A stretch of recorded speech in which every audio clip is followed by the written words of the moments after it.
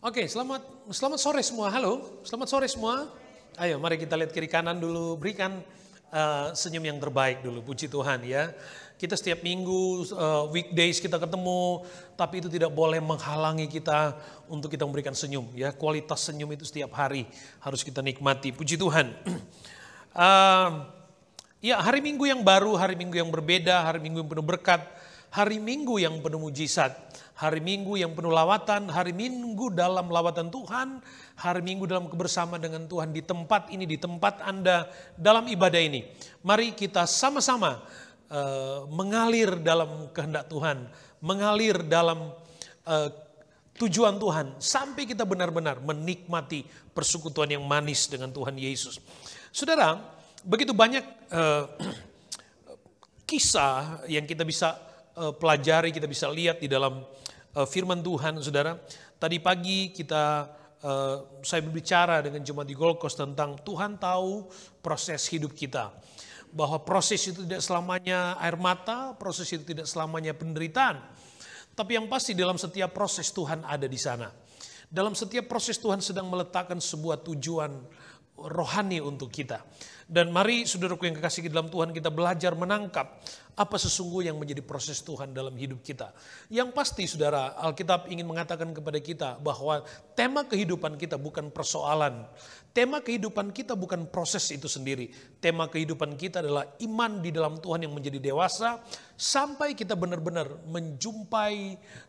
menjumpai pribadi Tuhan dalam persekutuan yang manis. Mewarisi kerajaan Allah bersama-sama dengan Tuhan.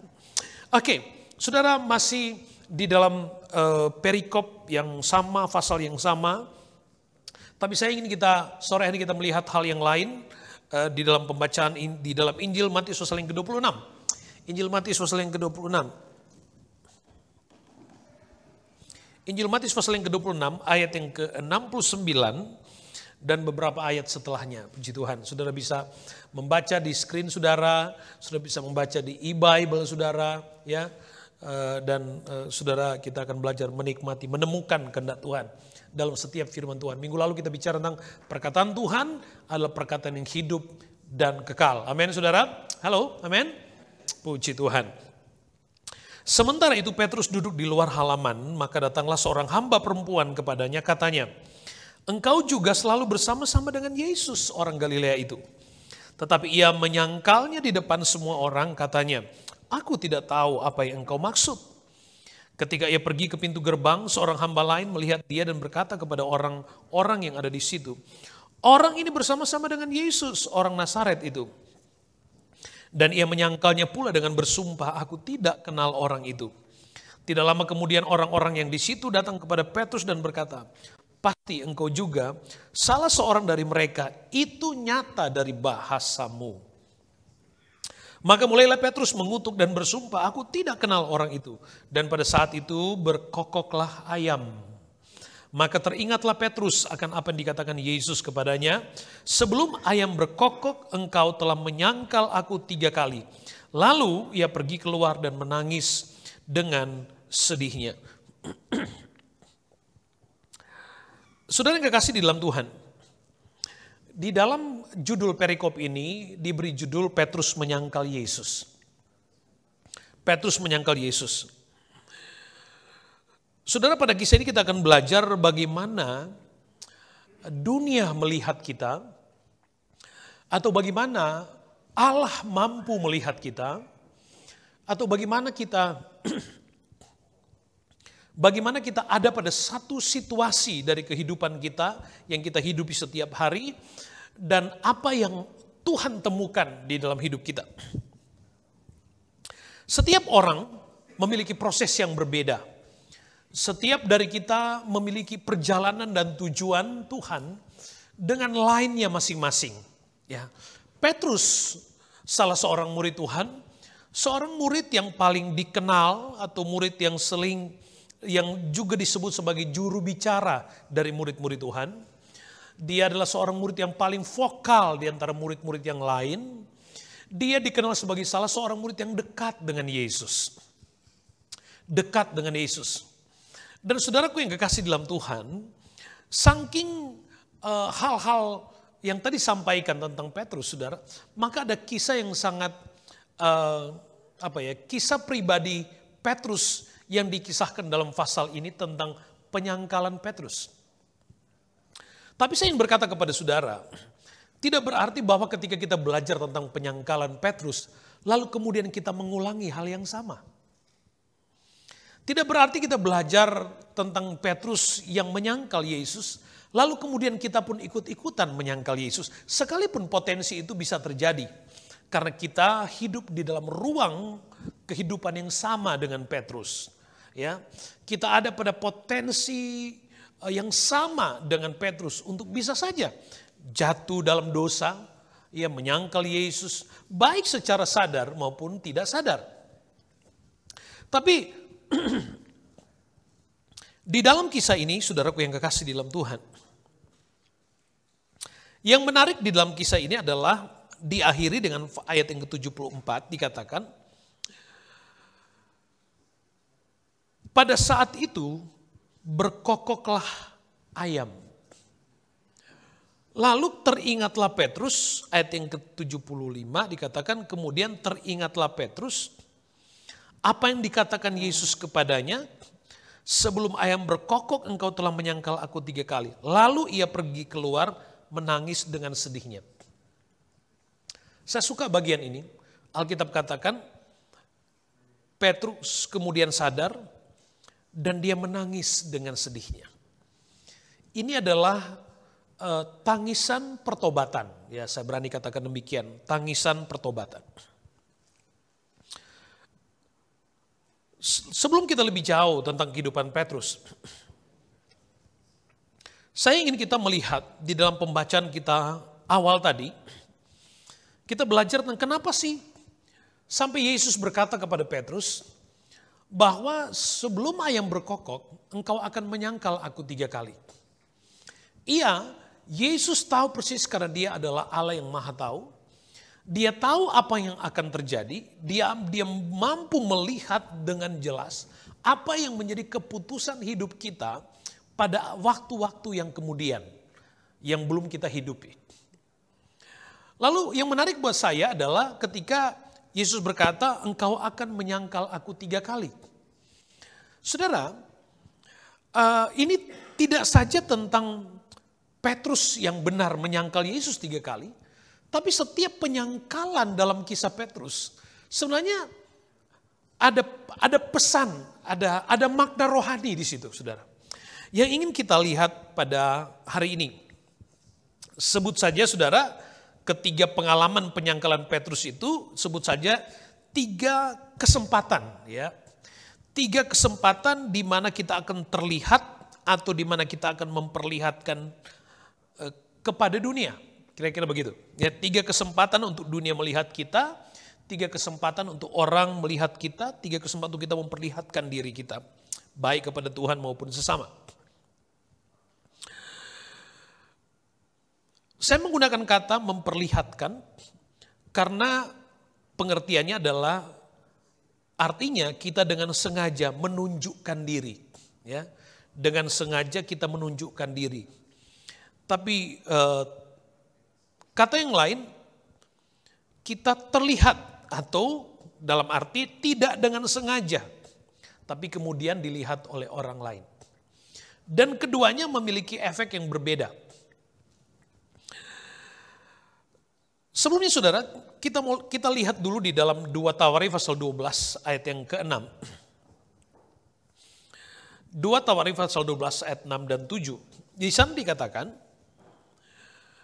maka pemimpin-pemimpin Israel dan raja merendahkan diri dan berkata, Tuhanlah yang benar. Ketika Tuhan melihat bahwa mereka merendahkan diri, datanglah firman Tuhan kepada Semaya bunyinya. Mereka telah merendahkan diri, oleh sebab itu aku tidak akan memusnahkan mereka.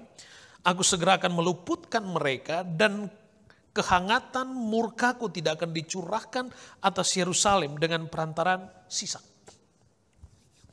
Bagaimana Tuhan melihat apa yang kita lakukan di setiap peristiwa di kehidupan kita, baik itu sebagai sebuah pertanggungjawaban kita kepada Tuhan, maka itu juga menjadi penting di hadapan Tuhan.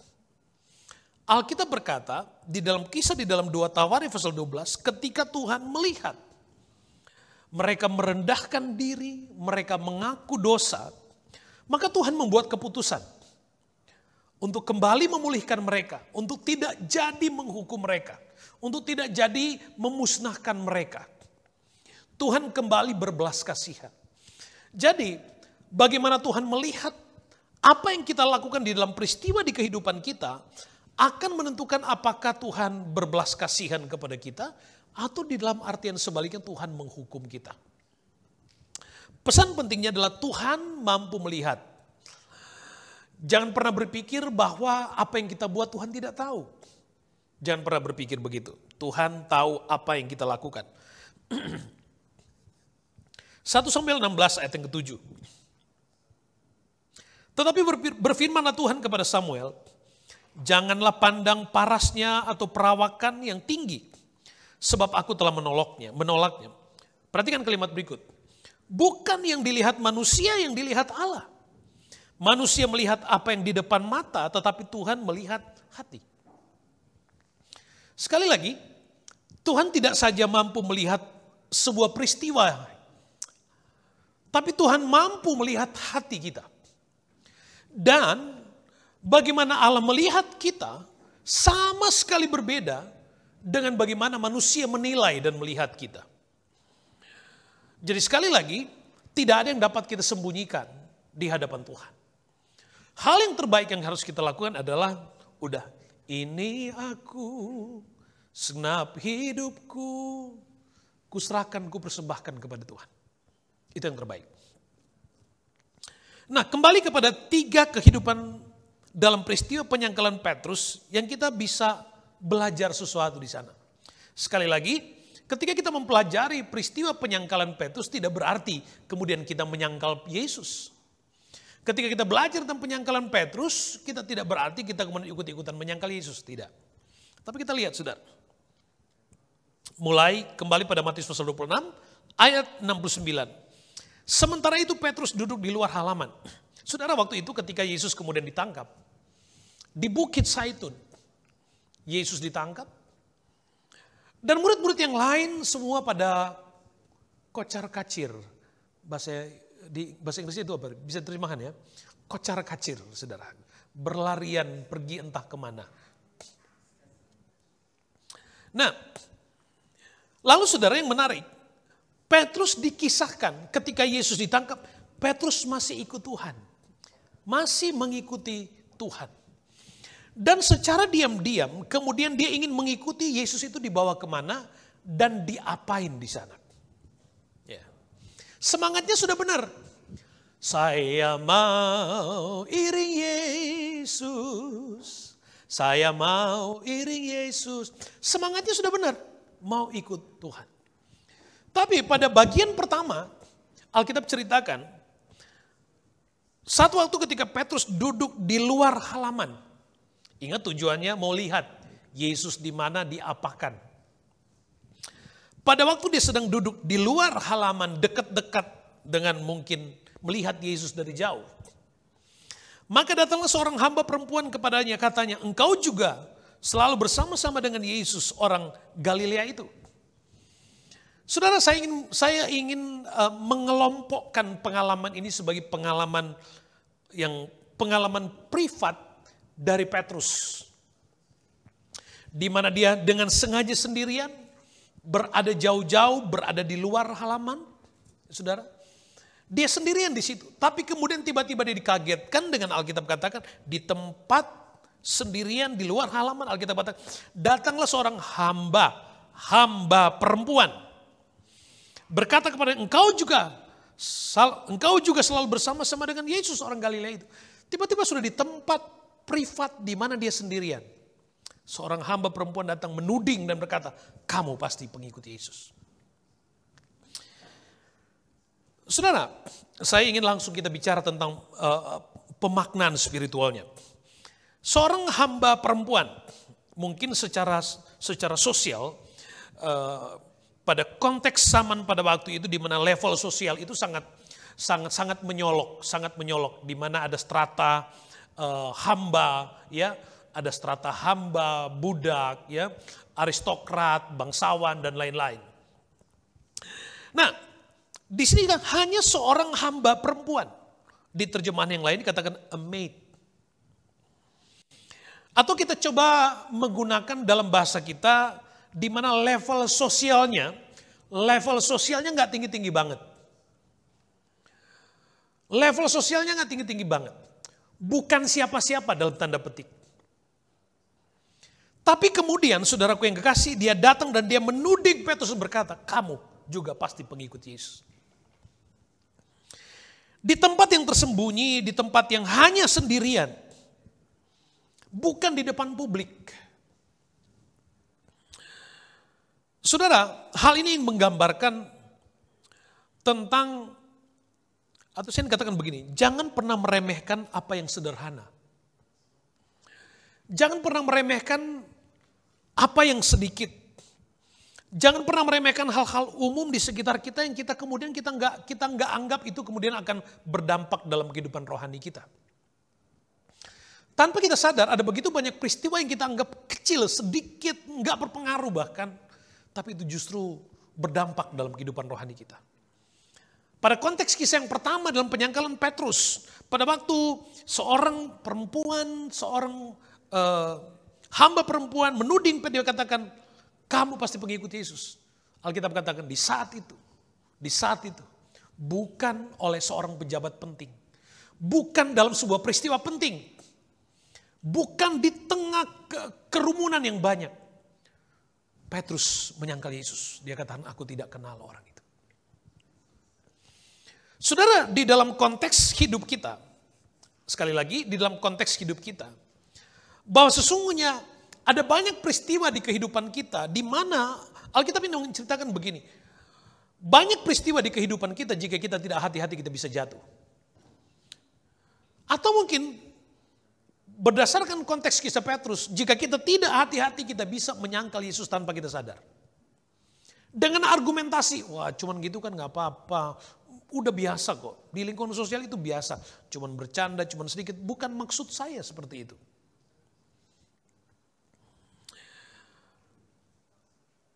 Atau mungkin kita berkata begitu, toh gak ada yang lihat.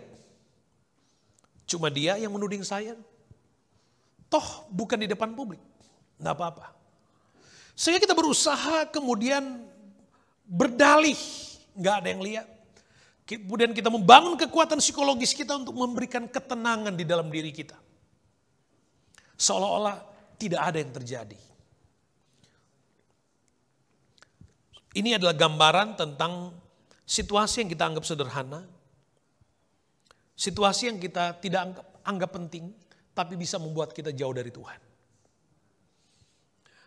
Hal yang kita anggap tidak serius, tapi tanpa kita sadar bisa menarik kita keluar jauh dari Tuhan.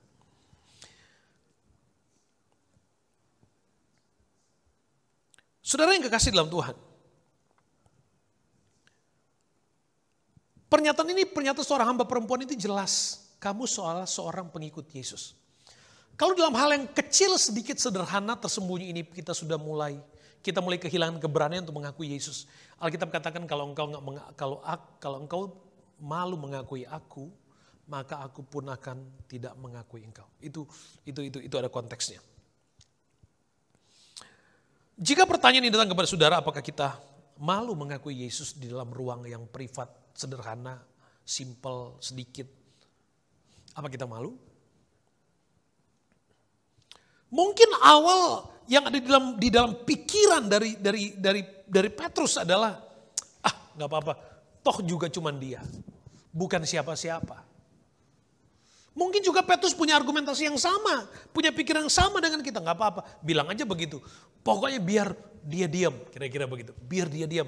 Karena faktanya semakin kita, kadang-kadang kalau kita ngomong perdebatan terjadi, maka tambah rame. Kadang-kadang makanya ada istilah silent is golden. Nah, itu baik kalau pada konteks yang benar, tapi sangat tidak baik kalau pada konteks yang salah, bisa membuat kita kehilangan berkat Tuhan. Nah, saudaraku yang kekasih dalam Tuhan, kita bisa melihat ada banyak contoh di dalam Alkitab. Bagaimana tokoh-tokoh Alkitab yang berani menjaga imannya, pengakuannya. Sekalipun di ruang yang sangat privat yang tidak ada orang lain yang lihat. Bahkan sekalipun dihadapkan dengan ancaman. Sebut saja Daniel. Daniel, dia punya kebiasaan berdoa 3 kali sehari menghadap Yerusalem, dia berdoa. Lalu datang peraturan tidak boleh ada orang lain di kerajaan ini yang boleh menyembah Tuhan lain. Tetapi Daniel, dia tetap menjaga komitmennya untuk mengakui Tuhan. Dia sadar banget bahwa tidak ada satu keadaan yang bisa membuatnya jauh dari Tuhan. Sehingga di ruang privatnya dia tetap menjaga keyakinannya. Dia tetap berdoa kepada Tuhan. Dan dia tahu resikonya. Dia lebih memilih mengambil resiko itu daripada resiko dia kehilangan imannya dengan Tuhan. Wah, mungkin semua kita pernah melakukan kesalahan yang sama. Dan kita melakukan ini dengan sadar.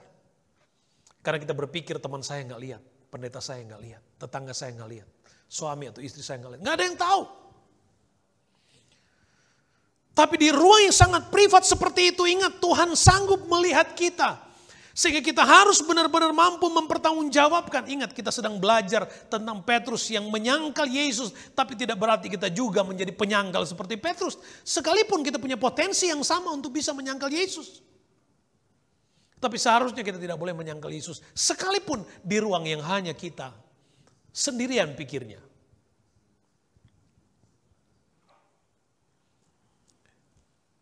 Hal yang berikutnya, penyangkalan yang kedua. Ayat 71. Ketika ia pergi ke pintu gerbang, seorang hamba lain melihat dia dan berkata kepada orang yang ada di situ, orang ini bersama-sama dengan Yesus, orang Nazaret itu. Mungkin kisahnya ketika Yesus ketangkap di luar halaman, karena sudah dituduh, Petrus ketakutan mungkin ya, atau nggak enak hati, atau nggak mau ribut, dia pergi. Tapi dia perginya ke pintu gerbang. Ini saya ingin menyebut bagian yang kedua ini adalah ruang publik. Ya. Mengakui Tuhan di ruang publik. Kalau tadi mengakui Tuhan di ruang privat. Terlihat di depan banyak orang. Atau mungkin dengan kita, konteks kita hari ini di marketplace Anda, di area profesional Anda, di ruang kelas studi saudara, dimanapun, di lingkungan sosial saudara, di ruang publik, kira-kira begitu. Alkitab ceritakan kemudian Petrus pergi ke pintu gerbang. Dia pikir kalau mungkin dia sendirian ternyata ada orang yang tahu, udah dia datang aja ke kerumunan. Banyak orang mungkin gak ada yang tahu. Kalau udah nyampur dengan kesalahan yang lain, udah nyampur dengan pendosa yang lain, udah nyampur dengan keributan yang lain, udah nyampur dengan persoalan-persoalan yang lain, mungkin gak ada yang lihat. Kita akan berkata begini, saya nyaman di sini karena saya punya teman yang melakukan hal yang sama. Saya nyaman di sini, toh mereka juga melakukan hal yang sama. Gak apa-apa, saya pergi aja di situ. Tapi perhatikan baik, di situ pun kemudian seorang hamba yang lain berkata kepadanya, orang ini bersama-sama dengan Yesus orang Nazaret itu.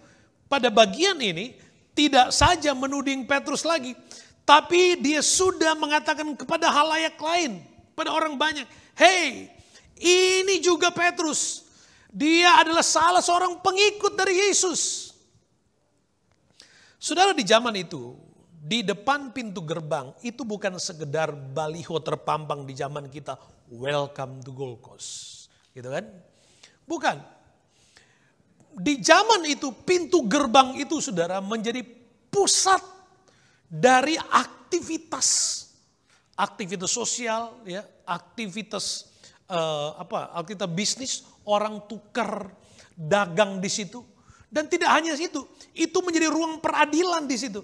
Kalau sudah nonton film-film lama, film-film tua kan suka ada gambaran itu kan. Di tengah alun-alun, di dekat pintu gerbang, kemudian tiba-tiba ada peradilan di situ. Jadi kira-kira di situ tempatnya. Petrus datang di situ. Terlihat banyak orang. Lalu kemudian ada orang berkata, hey, dia ini pengikut Yesus. Kita lihat apa yang Petrus katakan.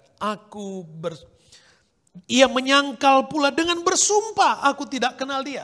Kalau tadi dalam peristiwa yang pertama, Petrus hanya berkata, aku tidak tahu apa yang kau maksud.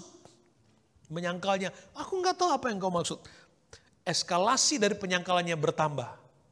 Makanya orang yang kalau dia sudah sekali berbuat dosa, dia akan cenderung mengulangi hal yang sama dengan kualitas yang lebih berat.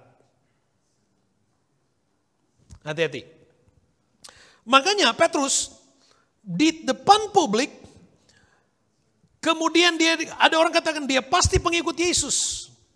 Saking malunya, saking takutnya, Alkitab kata, dia bersumpah bahwa dia tidak kenal Tuhan. Wow.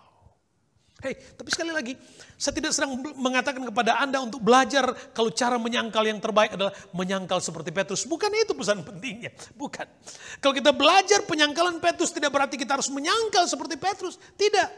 Tapi Alkitab mengatakan kepada kita bahwa di ruang publikmu ada tanggung jawab rohani yang dituntut dari kehidupanmu, di mana Allah mampu melihat itu semua dan orang lain juga mampu melihatnya.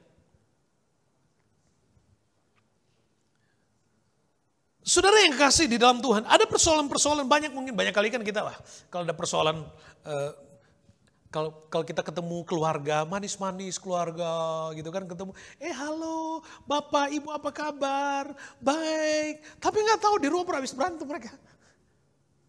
Cuma nggak enak aja di publik kali. Ada banyak peristiwa-peristiwa yang seperti itu. Di ruang publik ada banyak manipulasi. Halo, hari ini firman Tuhan yang mengajar kepada kita untuk melihat bahwa dimanapun kita ada tanggung jawab rohani yang dituntut dari hidup kita. Halo, amin.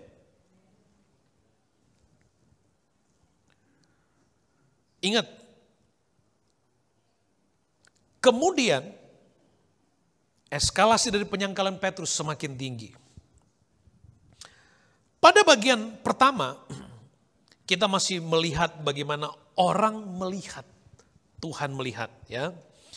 Pada bagian yang kedua ini juga kita melihat orang lain melihat.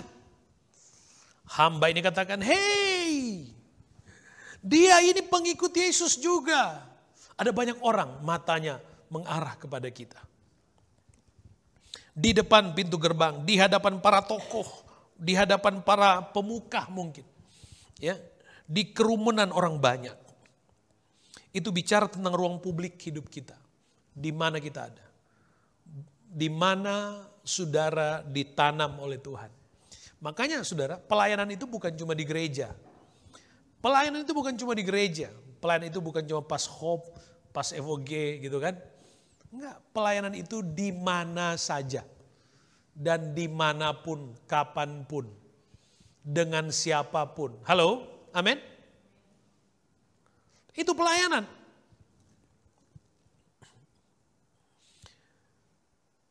Kita lihat yang ketiga.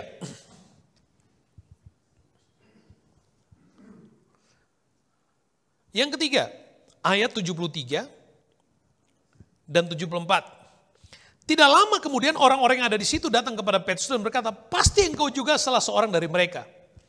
Saya suka kalimat berikut dikatakan, itu nyata dari bahasamu. Sudah, orang mengenal kita bukan hanya tentang bagaimana mereka melihat kita setiap hari, setiap minggu ke gereja. Orang melihat kita bukan saja ketika kita bisa nyanyi lagu rohani. Tapi ternyata saudara, yang menarik adalah orang tahu kita pengikut Yesus atau bukan dari mana? Dari bahasamu. Wow. Dari bahasamu. Bagaimana kita ngomong ternyata orang menilai. Tadi kita sudah bicara tentang ruang privat. Ya. Saya tadi berusaha mau masuk di mana ini ruang pribadi ini. Mereka bukan melihat tapi mereka mendengar. Ada orang mungkin yang gak peduli dengan penampilanmu. Ada orang mungkin gak peduli dengan apa yang mereka lihat.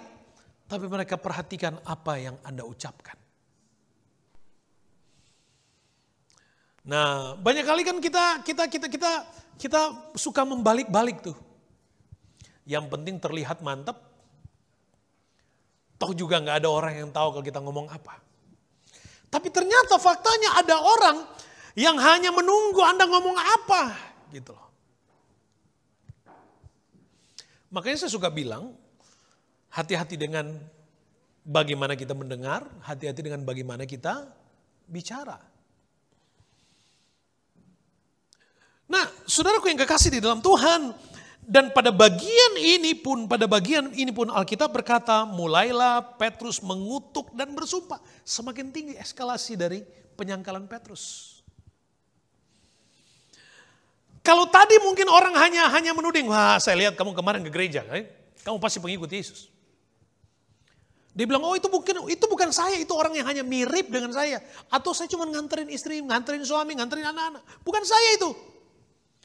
Tapi di sini bahasanya berbeda.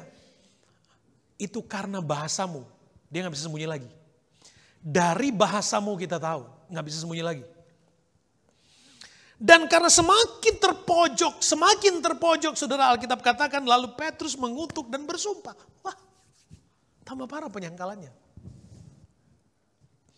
Nah ternyata di ruang privat tadi, di mana kita hanya sendirian, di situ pun kita dituntut sebuah tanggung jawab rohani. Jangan sampai kita menyangkal Tuhan. Halo? Sama halnya ketika kita ada di ruang publik, di marketplace kita masing-masing, di area profesional kita pun dituntut hal yang sama untuk tidak boleh menyangkal Tuhan. Jangan menyepelekan sesuatu yang sederhana.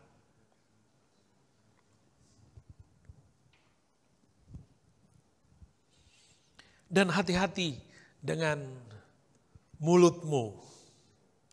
Hati-hati.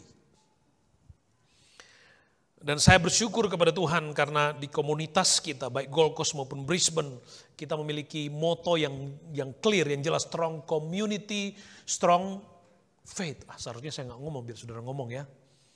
Strong community, strong faith. Gold Coast, we are family of God and I love my family. Itu bicara tentang community yang saling akrab gitu. Saya bersyukur kita dijauhkan dari isu-isu karena hal-hal yang seperti ini. Ya, tetap menjaga ya dimanapun. Nah, banyak orang yang bisa jatuh. Dan kita pun potensial untuk jatuh dalam bentuk penyangkalan yang sama. Makanya diingatkan gitu. Makanya diingatkan supaya kita tidak jatuh terus-menerus dalam penyangkalan yang sama. Tapi tidak berarti kemudian kita memilih menyangkal. Untung saja Petrus sadar dan bertobat. Sadar dan bertobat. Alkitab menceritakan yang jelas, sadar dan bertobat. 1 Timotius 4 ayat 12 dikatakan, jangan seorang pun menganggap engkau rendah karena engkau muda, jadilah teladan bagi orang percaya dalam perkataanmu. Jadi teladan dalam perkataanmu. Petrus kemudian, saudaraku, kembali kepada konteksnya, menyesali dan dia bertobat. Kira-kira begitu ya. Saudara, sekali lagi, setiap peristiwa di kehidupan kita Tuhan Yesus tahu. Sebelum Petrus jatuh, Yesus tahu.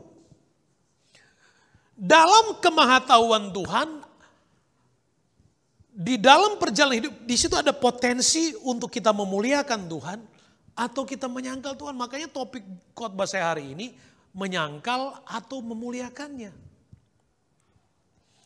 Dan Tuhan tahu, semua potensi itu akan terjadi di depan kita. Tuhan tahu apa kita menyangkal atau kita memuliakan. Kita mengangkat kisah ini datang kepada kita supaya kita tidak menyangkal, tetapi kita memuliakan Tuhan. Supaya kita memuliakan Tuhan. Petrus yang telah bertobat, kalau tadinya dia penakut, karena dituduh bahkan dia mengutuk bersumpah. Tapi kemudian Alkitab menceritakan akhir dari kehidupan Petrus yang luar biasa. Kalau saudara baca di Kisah Rasul, di Kisah Rasul pasal 4 dan kitab Roma dan seterusnya, saudara, ada banyak kisah tentang Petrus, keberanian Petrus melayani Tuhan. Kisah 4 ayat 13, ketika sidang itu melihat keberanian Petrus. Wow. Bahwa keduanya orang biasa yang tidak terbelajar, heranlah mereka dan mereka mengenal keduanya sebagai pengikut Kristus. Petrus sekarang jadi pengikut Kristus yang berani. Kalau saudara baca, rasul-rasul dikatakan, rasul-rasul baca keseluruhan, dikatakan rasul-rasul merasa bangga karena mereka dilayakkan mengalami mereka. Mereka selalu mengatakan kami senang justru ketika kami harus dipenjara karena Kristus. Wow. Jadi kehidupan Petrus benar-benar berubah dari seorang yang tadinya menyangkal, dia benar-benar memuliakan dan bukan hanya itu. Dia penuh keberanian. Kalau kita mundur dalam pembacaan awal kita tadi, Injil Matius pasal yang ke-26. Mulai ayat yang ke-30 sudah bisa membaca di situ. Matius pasal 26 ayat 30 sampai ayat yang ke-35. Diceritakan bagaimana ketika Yesus dan murid-muridnya selesai dari the Last Supper, Yesus membawa murid-muridnya ke Bukit Zaitun. Bukit Zaitun tempat favoritnya Yesus. Di Bukit Zaitun ada Taman Getsemani, di Bukit Zaitun itu Yesus mengajar banyak orang tentang akhir zaman. Di Bukit Zaitun itu Yesus ditangkap dan di Bukit Zaitun itu Yesus naik ke sorga. Tempat favorit. Diceritakan ayat yang ke-30 dikatakan sesudah menyanyikan nyanyian pujian. Saya katakan pada jemaat Gold Coast ini bicara tentang setelah mereka beribadah. Setelah ibadah, lalu Yesus ajak mereka ke Bukit Zaitun. Dan saudaraku ayat yang ke-31 Yesus katakan malam ini kamu semua akan tergoncang imanmu. Malam ini kamu semua akan tergoncang. Jadi Yesus sudah tahu apa yang akan terjadi.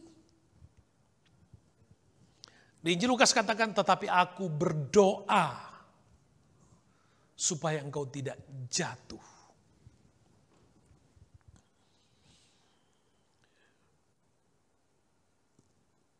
Saudara, semua orang yang percaya kepada Tuhan pernah ada pada masa menyangkal Yesus. Tanpa kita ada yang kita sadari atau enggak kita sadari. Ya kan? Banyak kali kan kalau kita salah kita cepat-cepat dalam hati atau mulut kita tanpa orang lihat kita, Tuhan ampun salah Tuhan, ampun dosa Tuhan. Gitu kan? Kadang-kadang gitu kan kita habis marah-marah kita salah Tuhan ampun salah, gitu kan. Habis kita nyinggung orang tiba-tiba kita, Tuhan salah. Gitu. Makanya kalau masih sadar begitu puji Tuhan. Yang bahaya kalau hati ini sudah nggak ngomong begitu. Yang bahaya kalau hati ini sudah ngomong saya ini salah. Kalau hati sudah nggak ngomong begitu hati-hati saudara. Kalau hatimu masih berkata kepadamu bahwa engkau salah, karena memang salah, puji Tuhan. Artinya masih diingatkan oleh Tuhan. Itu bagus. Ya, itu bagus.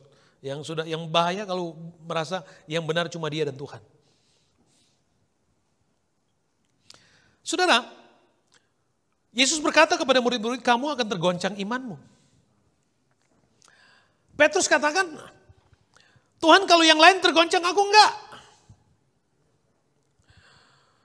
Yesus katakan, sebelum ayam berkokok 3 kali, sebelum ayam berkokok engkau akan menyangkal aku 3 kali.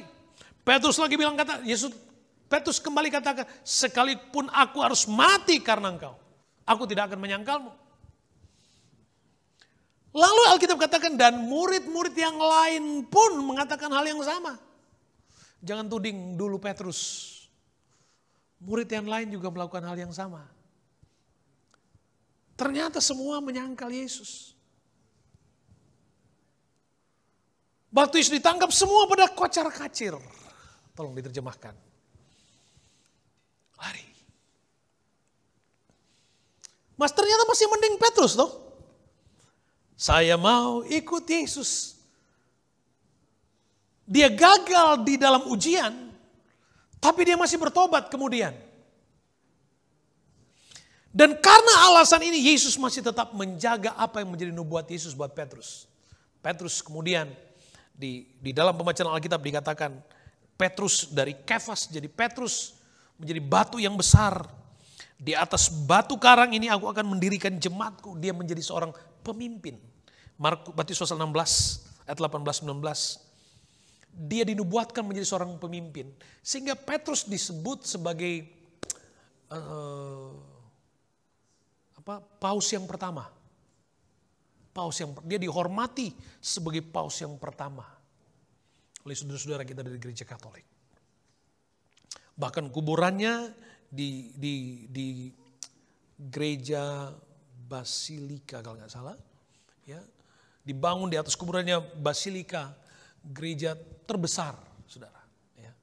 Untuk menghormati dedikasi dari seorang Petrus. Bahkan yang tadinya Petrus penakut, dia berubah menjadi seorang yang sangat militan kepada Tuhan. Bahkan ketika dia dihukum mau mati, apa saudaraku yang terjadi? Nero mau hukum apa?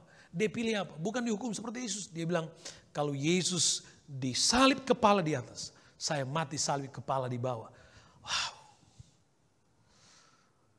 Itu Tuhan benar-benar membentuk seseorang yang benar-benar ketika dia sadar dia salah, dia ngaku dosa di hadapan Tuhan, Tuhan ubahkan dia completely different menjadi pribadi yang berani, pribadi yang totalitas mengabdikan dirinya kepada Tuhan. Petrus yang pernah menyangkal Yesus dipakai Tuhan dengan luar biasa. Tapi tidak berarti bahwa nyangkal Yesus dulu baru kita dipakai Tuhan, enggak. Sekali lagi tidak, bukan begitu poinnya.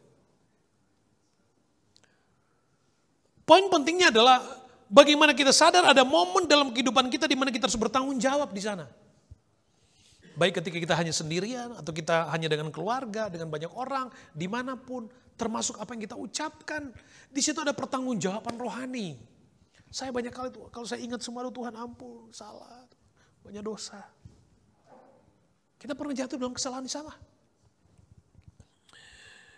Nah saudara yang kekasih dalam Tuhan, Alkitab menceritakan murid-murid Tuhan yang luar biasa melayani Tuhan. Sekalipun tadinya mereka sempat kocar-kacir ketika Yesus ditangkap. Tapi mereka kembali dengan pengabdian yang penuh untuk ikut Tuhan. Bahkan sampai mati. Saudara lihat dari semua murid-murid Tuhan. Saudaraku yang kasih. Akhir hidup mereka. Semua akhir hidup di dalam pelayanan. Dan saudara sudah ikuti kisahnya, wow. Bukan tentang bagaimana mereka mati, tapi dedikasi hidup mereka. Dan saudaraku yang kasih dalam Tuhan, apa yang Alkitab ingin ceritakan kepada kita? Ingat, Tuhan melihat. Di sekitar kita begitu banyak mata dan telinga. Jangan jadi berkat hanya untuk ukuran sendiri, jadi berkat untuk ukuran orang lain. Jangan dulu sombong dengan apa yang kita pikir kita paling benar. Ingat, cara Tuhan menilai dengan cara kita menilai itu berbeda. Kita pikir kita benar, tapi di mata Tuhan mungkin itu sesuatu yang salah banget. Kita sudah belajar apa yang Tuhan lihat beda. Manusia melihat apa yang di depan mata, Tuhan melihat hati. Apa yang bisa disembunyikan? Gak ada. Jangan-jangan kita sedang menyembunyikan sesuatu yang tanpa sadar itu sebuah penyangkalan terhadap kebenaran kepada Tuhan.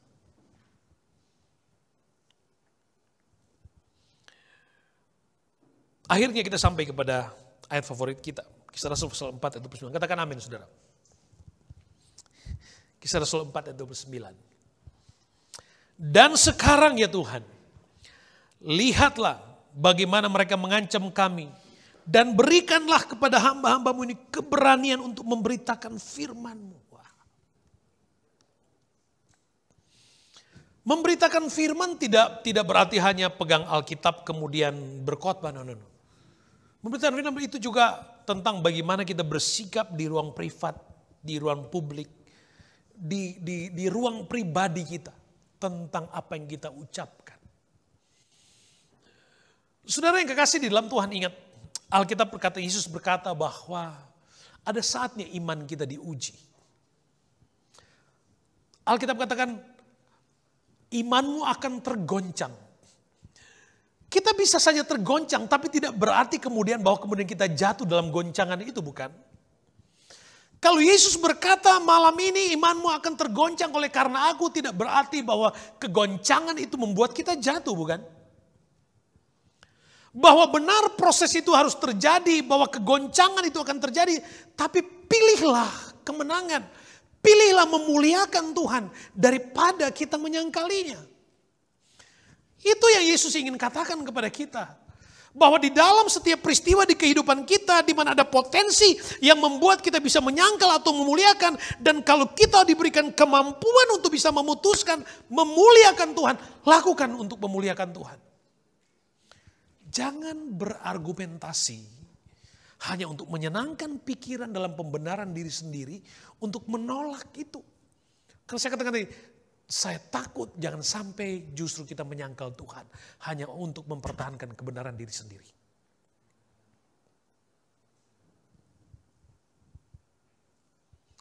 Mungkin kebanyakan orang akan berkata kalau Petrus adalah teman kita akan berkata, Petrus, kamu ini bandel banget Petrus, awas kamu lakukan. Sedekat-dekat kita paling kita ngomong gitu, Petrus awas kamu bikin lagi seperti itu. Jangan sampai, karena teman kita ngomong begitu. Tapi Tuhan gak gitu. Tuhan gak gitu. Ingat, saudaraku yang kekasih dalam Tuhan, bagaimana kita menerima Tuhan, bagaimana sikap dan pertobatan kita sungguh-sungguh kepada, itu akan berpengaruh sangat penting di dalam tujuan Tuhan dalam kehidupan kita masing-masing.